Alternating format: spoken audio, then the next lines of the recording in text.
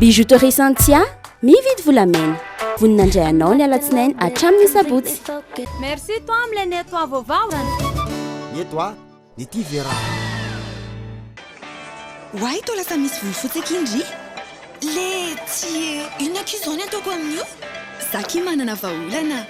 Shampoing colorant belle pour une coloration parfaite et soignée. Tsy mitsahatra mikaroka izay tsara ho an'ny zanako Sleepy. Enao koa raha tianao ny zanakao safidio Sleepy. Talia ilay serviette tokana vita eto Madagasikara izay tsy misy toazy mihitsy. Matokisa n'ilay kalitao tokany Talia. Talia manolotra anao ny Logidé.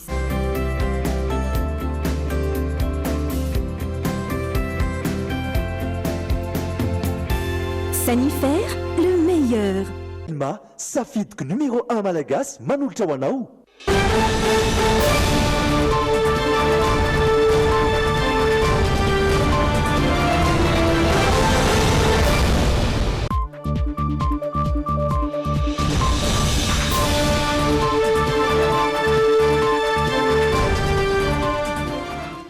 Miarabantsika ndray tompolasy tompo vavy amin'ity zoma voaloha amin'ny volana aogositra maromana koa 2 aogositra fa zoma amin'ity volana ity voalohany manasa anao araka izany hatramin'ny farany fotoanantsika miaraka amin'ny logité mazava ho azy ireto ny lohateny ho any androany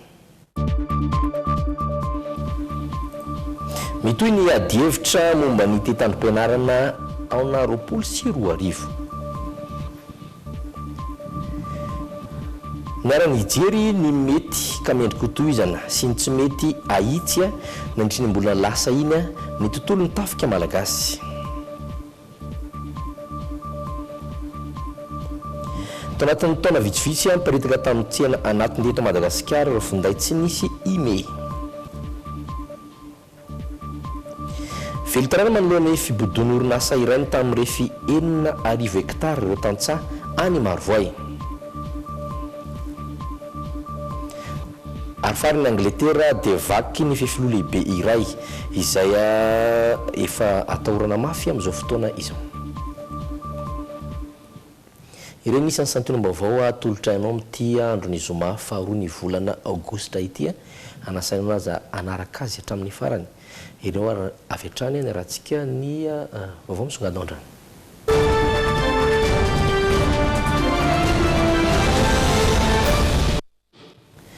Vaovao fampianarana mitoy ny adievitra momba ny tetiandrom-pampianarana 24 tsy mbola maro toerana treton'ny politika mpampianarana ty ministera na ny praiminisitra apetraka raha fanazavany Serge Zafimahova dia misy tsy fitopifijery eo amin'ny sampikamba ny gouvernemanta Rina Andre Malala sy Ianjara Kotondray mitatitra amintsika ny vaovao.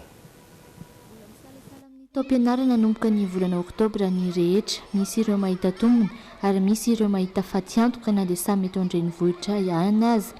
Raha ny fanazavan'ireo izay sendranay dia mety tsy araka ireo ankizy indrindra noho ny afoezan'ny fepo-taona ahafahan'izy ireo miala sasatra. Raha aminazy zay mety fampajerena fotsiny hoe mba misy zavatra ihany mba tokony mba hoe anasorana dia asiana zavatra mba vaovao hoe zay mbeberako azy. Izy no fa iny natao fanjakana zany dia mety zany fa iny ny hita mety dia mety zany.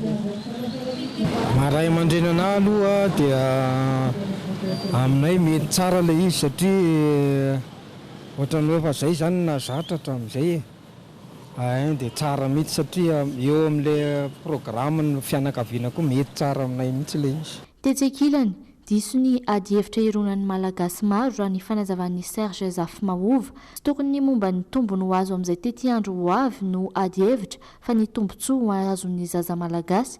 Azo lazaina ihany koa fa misy tsy fitovim-pijery eo amin'ny sampikamba ny gouvernemanta. Dia ilay vacances scolaires hoe colonie vazaha zany matombo verina amin'ny programme vacances scolaires vazaha tena zany ve ny nivoana débat eto Madagasikara somary ambany any le contenu na programme scolaire sy ny objectif an'le programme scolaire ny tokony apetraka mazava tsara.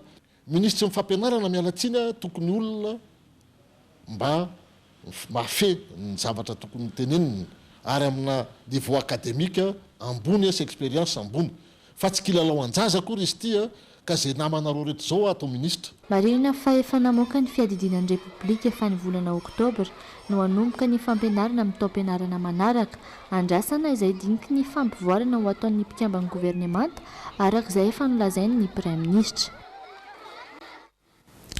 fanomboka omaly ary tsy farina raha tsy amin'ny alahady ho avy izao ny foary foy de Tamatave mpandanjara maro no mampiranty ary manolotra fihenam-bidy ho an'ny mpanjifa ao amin'ny Kanja Soavita any Tomasina mbola hiparitaka amin'ny faritra hafa ny foary foy ka orin'ny Tomasina dia azony anjarany ihany koa i Mahajanga fanampim-baovao.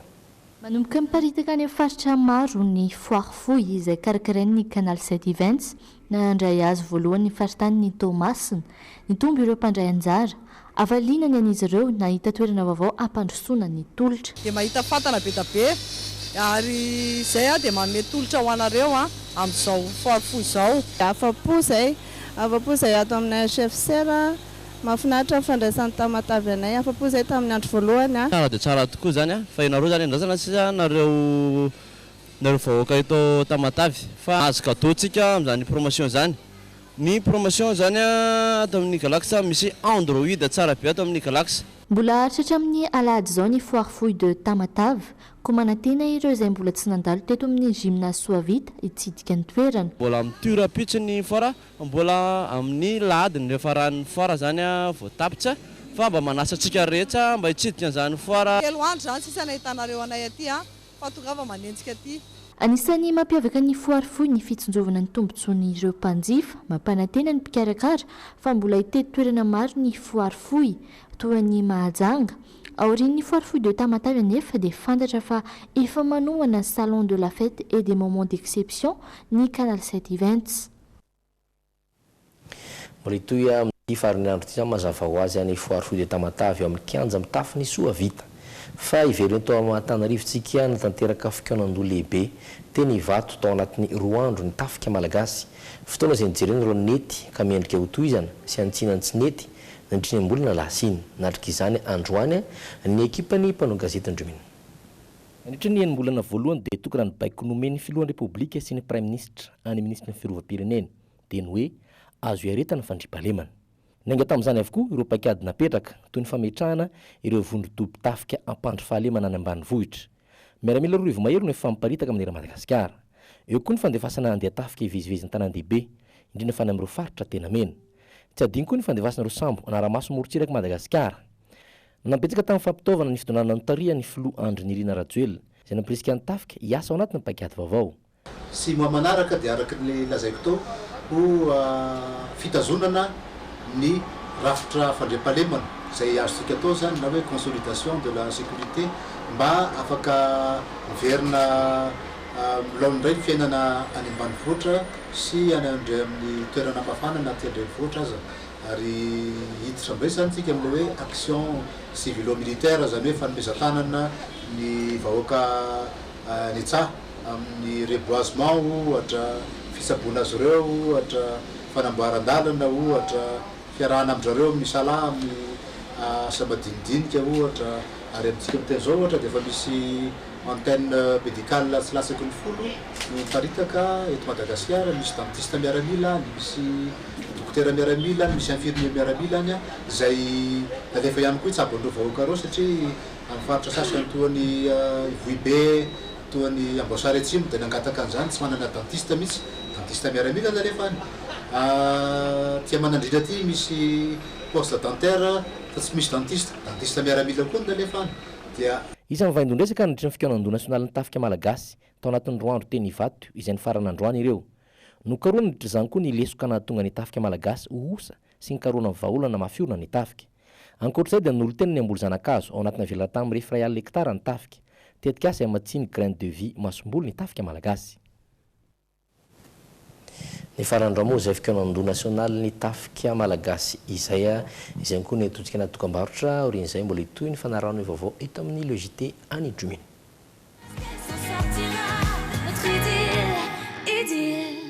Faly izay mbola miaraka aminao amin'ity tapany faharoa ny actualité tombontsika avy hatrany ny vaovao eto an-toerana izany satria tato anatin'ny taona vitsivitsy ny paritaka teto amin'ny tsena anatiny teto Madagasikara ireo finday tsy nisy ime izany no antony namoahany didim-panjakana manakana indrindra ny fampiasana izany finday izany nomboka ny farany volana jona lasa teo. Finday Arivo Mahery no potehana vokatra izany ary ity tato-baovao entiny Rodainy Menjanahary eo amin'ny indrindratsary ny Dolphe Farakotoniana ity.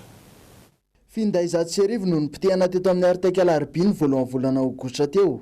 Raha ny fantatra noho izy ireo tsy misy email namitehana azy ireto imay izay voalaza fa karaha-panondro ny finday iray izay ahafahana mahita azy naiza misy ny mpampiasa azy raha ny didim-pitondrana ny voaka ny janoary 20 sy 4 lasa teo tsy azo ampiasaina fa indrindra tsy mahazo miditra eto Madagasikara ny finday tsy misy izay imay izay fampiaratsika le zavatra ifanarahana zay zavatra zay zany satria ataoko hoe tsy mety angamba raha ohatra ka mipetraka fotsiny amin'izao ny tompona andraikitra amin'izay zavatra dia hoanatra hoan'ny rehetrarehetra zany antsoavy zany zay hoe tsy azo atao no mampiasa ny telefôna tsy ara-dalàna eto amintsika nanomboka 30 juin 2019 izao ny totosa vokatry ny fiaraha-miasa eo amin'ny Artek izay mpandrindra fifandraisan-davitra eto Madagasikara sy ny eo anivon'ny fahadiseranana napetraka manomboka izao mantsy fa tsy maintsy mahazo fahazahon-dalana anafatra avy ao amin'ny Artek ny olona iray vao mahazo manafatra sy mampiditra entana momba ny fifandraisan-davitra eto Madagasikara alohany anafarana an'le entana zany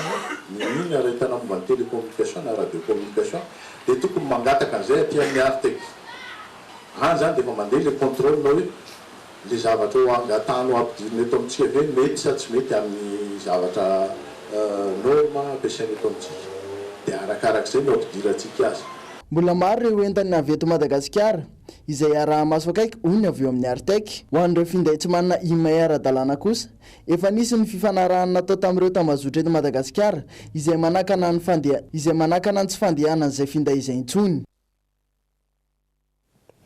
fanamoaka ny tatitra ao amin'ny fivoaran'ny lafin'ny politika sy rafim-panjakana CPI ny taona 2024 ny banky iraisam-pirenena Omaly note telo faingo telo amin'ny enina no azo Madagasikara tamin'izany ny ena ohatra faingo reo ohatra faingo ray raha oharina ny taondasa saingy mbola azo lazainao tsara satria ny ohatra ny salanisa izany ny fitantanana teo amin'ny lafiny ara-toe-karenina no azo Madagasikara note ambony raha toka ambany salanisa no azo teo amin'ny fitantanana andrim-panjakana mitatra voantsika Peridina Safindramanina sy Anjara Kotondraina misy hatrany isa-taona ny note omena ireo firenena misy 70 aty Afrika hitsarana ny fivoarana eo amin'ny lafiny politika sy fitantanana ny rafim-panjakana na ny CPIA ka isan'izany Madagasikara telo faingo telo amin'ny enina no azo ny Madagasikara tamin'ny taona 2024 iny ny fampandehanan-draharaha eo amin'ny lafiny ara-toe-karena no nahazo ny noty ambony satria tafiakatra telo faingo fito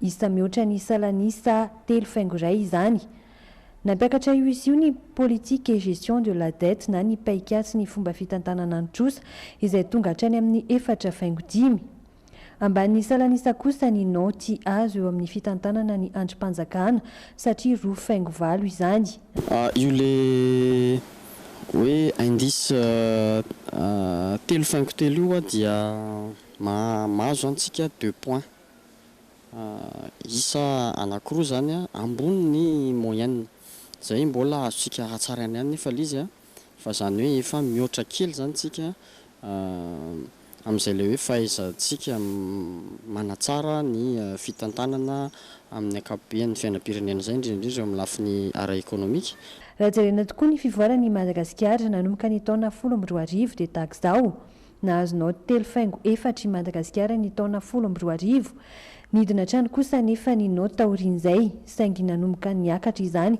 ny taona 2024 niarina tsikelikely ny fitantanana ny lafiny politika sy ny andrim-panjakana izay nanapirofo ny fahaiza mitantana nahazonao ty telo ka hatramin'ny telo faingo roa i Madagasikara nijanona teo amin'ny telo faingo efatra tetsy ankila ny noty azo ny taona 17 ka hatramin'ny 2024 araka ity tatry diatrany ny irariana dia hitondran'izay fanatsarana zay foana manoloana ny innovation zany teknolojika izay misy ny olana mantsy eto amintsika izay resahana foana ny lourdeur administratif ny corruption ny népotisme sy ny sisa ireny zany dia mitondra tsindry ho amin'ny tsy fahafahatsika mahazo noty ambony ny moyenne mihoatra amin'ny performance économique atsika izay hita fa efa antany amin'ny telo faingo fito eo le izy hatreto aloha i Rwanda no mitana ny laharana voalohany aty Afrika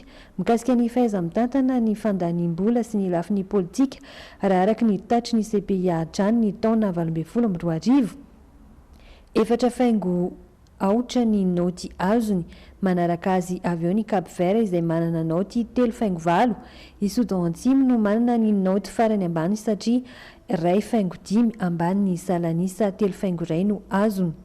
Marina fa naoty ilaina ahafahana mahazo fanampiana avy amin'ny Association Internationale de Développement na ny fikambanana iraisam-pirenena ho an'ny fampandrosoana ireo. Fa sehatra efa miroborobo eto Madagasikara ny teknôlôjia na dia mbola voafetra ihany aza ny olona afaka mampiasa izany. Ireo orinasa matetika no efa miditra bebe koa amin'ny sehatra io. Raha vanim-potoana iainantsika tokony efa hampiasa ny internet avokoa ny rehetra. Ankoatra ny internet efa lasa mahazo vanina fampiasana ny digital izay manamaiva ny asan'ireo mpiasa antsasantsasany. Feno ajariana sikasa mbola marana. Telopolo ny malagasy no mampiasa ny vokatra digital izay tsy afaka misaraka amin'ny internet araka ny fanazavana no meny manam-pahaizana. Maro izy ireo no nandalina manokana ny mahakasika izany ahafahana manome vokatra tsara izay tsy mena mita avy amin'ny any ivelany. Misy amin'ny andro maro izay fampiasana ny digital izay eto amintsika. Raha ny tena jerena zany izy dia fampiasantsika nytony teknôlôjia tseretsera mampiasa ny ataontsika hoe informatika moa zany tena maro ny mahazatra ny olona hoe resaka hoe fanamboarana programme, fanamboarana site web sy ny sisa fa manodididina an'iny mbola misy hafa koa satria rehefa miresaka nareo ohatra hoe reny resaka réseaux sociaux sy ohatr'izany reny misy ny ataontsika ohatra hoe asa miresaka fianimena an'ireny réseaux sociaux reny mety misy ny resaka ataontsika koa hoe fanambarana gestion na relation client satria misy le mandray appel, misy le mitraité amin'izao fotoana izao efa afaka manao tsika hoe misy robot mamaly automatiquement ohatra ny zavatra angatahan'ny client ny tanjona dia hoe isika eto Madagasikara na ty sehatra ataontsika hoe zone eto Madagasikara ty mihitsy no mitarika misarika ilay tsena mankaty amintsika. Ankoatra izay, noho ny fivoaran'ny teknôlôjia sy ny fampiasana ireo firenena matanjaka izany dia tsy maintsy niditra ary tafiditra ao anatin'ny fampiasana izany isika eto Madagasikara. Afaka lazaina hoe tsy azo ialana satria efa miroso makany isika ary izay no tanjony. Dia izay le niresana teo le digitalisation zany resaka tsy afaka ialatsika intsony le resaka internet informatique dia ao anatin'izay le hoe tout se passe en ligne zany dia efa miroso amin'izay foana tsika. Manampy tamin'ny fampiroboroboana ny digital sy ny sehatry ny informatika ary ny ahitany fisiany ireo tanora liana sy mandalina io sehatra io. Maro izy ireo no aneho ny voka-pikarohan'ny tsirairay avy ny 4 sy 7 aogositra ho avy izao ao amin'ny Carleton Nosy. Tanjon'izy ireo ny ampisokatra ny varavaran'ny fandrosoana amin'ny alalan'ny teknôlôjia avolenta eto Madagasikara. Fa amin'ny pejy ny fanatanjahantena dia hiditra amin'ny andiany faharoa ny hetsika natokana ho fanatanjahantena somary maherisetra na sport extrême sy ho an'ireo mpankafy haiady azay antsoina koa hoe sésame. Mitantara fisotro izany fa ny fahadiana izay rahantsika. Ka hatramin'ny 1 aogositra ho avy izao eny amin'ny parvis Analakely ny sésame na le hetsika ao amin'ny fanatanjahantena somary maherisetra na sport extrême sy ho an'ireo haiady. Sport extrême arts martiaux zany hoe sport extrême misy foot freestyle ao, misy parcours ao, misy rouleur ao. Dia salon des arts martiaux misy discipline 12 ao hitanareo anatin'ny 3 andro. Toerana ray hitanareo an'izany eo amin'ny parvis Analakely. Ho fandefana ny fandaharam-potoana amin'ireo 3 andro ny sésame andiany faharoa ireo satria ankoatra ny fampisehoana ataon'ireo mpiangaly haiady sy sport extrême dia histrana eva maromaro eny amin'ny parvis Analakely. Ampy tsara le fotoana misy initiation, misy démonstration isaky ny stand misy manana ara ny ara rehetrarehetra zany discipline rehetrarehetra samy manana ny standiny. Ao nareo no manontany anazy mombamomba anazy ary misy anjaran'ny zareo misy podium, misy tatami ao mandalo mipaseo daholo ireo discipline ireo manao démonstration. Karazana sport extrême sy haiady ampolony izany no atolotra antsika eny amin'ny parvis Analakely ao anatin'ny hetsika sésame na sport extrême et salon des arts martiaux ny 5 sy 10 araka amin'ny 10 aogositra ho avy izao. Fa mipejy ny kolotsaina kosa dia tona fanazavaozana eo amin'ny tontolon'ny kolotsaina ny Toscar. Fanana izay tadiavana talenta sy tetika asa 20 tsara indrindra ampiroborobo ny kolotsaina. Ny latsaina avy izao no isokatra amin'ny fisoratana amin'ny fananana. Nitondra tetikasa ampivoarana ny kolotsaina malagasy ny ministera tompon'andraikitra napetraka ny tetikasa sady fifaninanana Toscar entina ampiroboroboana ny indostria ny kanto malagasy. Tanjona ao anatin'izany ny anandratra ny kolotsaina ary hanome fampiofanana ireo izay mila izany. Rima va mitantara-piainana nandritra taona maro, soram-pitiavana, fihetsem-po mety mamerina ny tsiaro tany am-pony ao-tany tsy vohomaly fa taontomany taontsiky taonjaly be fitiavana famitovy aminao a nampanakanto azy mandonjiro sy rano tsy grafity fotsiny iny fa sombinaiko mpametsika anao anaty fiara raha sendra mandalo mangaim-pona ho any zanakao raha toizy ka te haka sary olo samihafa mandravatr'indra fandrim-palemy anisan'andro sary fotsiny iny fa finiavana. Voalaza fa afaka andray anjara avokoa ireo manan-talenta rehetra ary manana tetikasa tsara sady mahaliana sambany no nitondra tetikasa entina mampiakatra ny toe-karenany teo anivon'ny ministeran'ny kolontsaina. Dia izay tsara indrindra no tolorana fanampiana zany arabola araky ny lalàna ara-panjakana zany satria misy démarche administrative ihany koa atao rehefa manangana orinasa zany a dia toanana zany ireo le tetikasa ara-kolontsaina ireo a mba ho afaka mifaninana eo amin'izay sehatra ny fandrarana izay a ary ny tena tanjona dia hoe mba hivelona amin'ilay zavakanto izay ataony a reo artiste ireo satria hatramin'izay dia hoe tsy mahavelona ny mozika tsy mahavelona ny zavakanto izay atao dia izay zany mba tanjona hoe mba zavatra ahavelona dia sady manao miaina an'ilay passion an'ilay zavatra tiany zany ny artiste. Ny fisoratana anarana dia hisokatra ny 10 aogositra hatramin'ny 12 septambra tetikasa 20 no hotsongain'ny ministera ary ny 5 amin'ireo no omen'izy ireo tosika. Fa any ivelany kosa any Angleterre dia filoha lehibe iray no ahina ho vaky afaka fotoana fohy ponina manalo no tandindoza amin'izany izy ireo izay efa nafindra monina avokoa mezaka miaro ny fahasamban'ity filoha ity tsy hita trano manam-pahaizana any an-toerana arahantsika na fanampy makasika izany. Indomindozy zany eto Whalley Bridge tanàna iray akaikin'ny Manchester any Angleterre any. Vinavinaina tratratra amin'ny 2.3 tapitrisa taonina ny rano ho tondraketo raha vaky ity filoha lehibe ity. Hita fa manomboka miatritra izy io taorian'ny andro maromaro ny sy ny rotsakorana tany an-toerana. Enjery afaka fotoana fohy ity filoha ity araka amin'ny fahitan'ireo manam-pahaizana sy ny mponina manodidina. Tena mampitahotra fotoana fohy sisa dia ho simba tanteraka io filoha io tokony hitady izay fomba hisoroana izany ny manam-pahaizana. Tsy mbola nahita zavatra toy izao ny olona tetỳ manodidina. Betsaka izao ny namanay moniny ety no tsy afaka mamonjy ny trano fonenany intsony no ny tahotra mety havaky tampoka io filoha io. Isoroana ny mety ho favakisana tampoka tsy maintsy nafindra monina avokoa ireo mponina 5 seninalina eto amin'ity tanàna ity. Mangina tanteraka ny tanàna. Na izany aza tsy mipetra-potsiny ny mpamonjy vonina fa miezaka miaro ity filoha ity tsy ho vaky amin'ny alalan'ny fametrahana gony misy fasika. Ankoatr'izay fiarabe mpamono afo amin'ny arivony litatra ihany koa na rehefa hiasa eny an-toerana ampidinana ny ahavony rano. Tamin'ny taona 2017 tany ho any no nanorenana ity filoha lehibe ity ary voasambany izy izao nahitana olana ara-teknika toy izao. Izay mamarina ny tapany voalohany fiarantsika ao any androany ny tapany faharoa no manana izanam-pandarana fiarantsika hatramin'izay atombontsika amin'ny ianao zany satria nantan'ny olona tao anatin'ny ianao ny fanalavana ny THP. Ao anatin'ny solita kosa dia resaka mikasika ny basketball isika. Ao ireo tokom-barotra ireo dia tafaraka eto indraitsika ary anaraka an'ireo zanam-pandarana roa sy ny maro manaraka azy.